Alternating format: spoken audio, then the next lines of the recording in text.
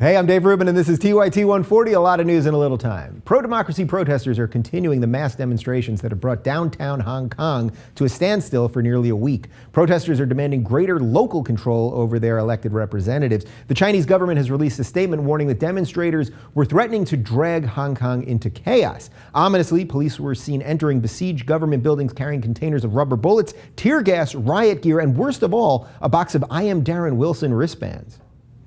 Speaking of chaos, the American media freakout over Ebola shows no signs of slowing. On Wednesday, Texas health officials revealed that the man being treated for Ebola at a Dallas hospital may have come in contact with about 100 different people before being diagnosed. To date, no others have shown symptoms of Ebola, but officials say they are closely monitoring the patient's family members as well as one Texan resident who's been seen at public forums babbling incoherently and struggling to count to 3.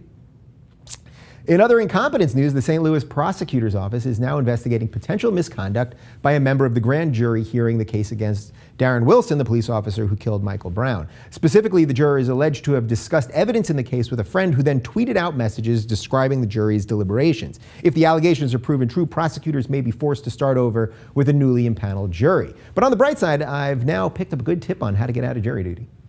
In other justice news, if you've unexpectedly felt extra safe this morning, it's probably because a top Mexican drug lord has been caught. Mexican authorities nabbed notorious cartel leader Hector Beltran-Levaya at a seafood restaurant in San Miguel de Allende, Mexico. For those of you keeping score, Levaya is roughly the 38th top Mexican drug lord to be caught in just the last month alone. Who says we're not winning the war on drugs?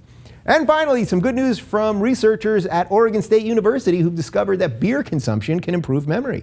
According to a new study, a flavonoid found in hops, the key ingredient in beer, was found to improve cognitive function in young mice. The study's authors caution against reading too much into these results, however, as humans would have to drink 2,000 liters of beer a day to ingest a comparable level of flavonoid that was given to the mice. To the Oregon State researchers, I say challenge accepted.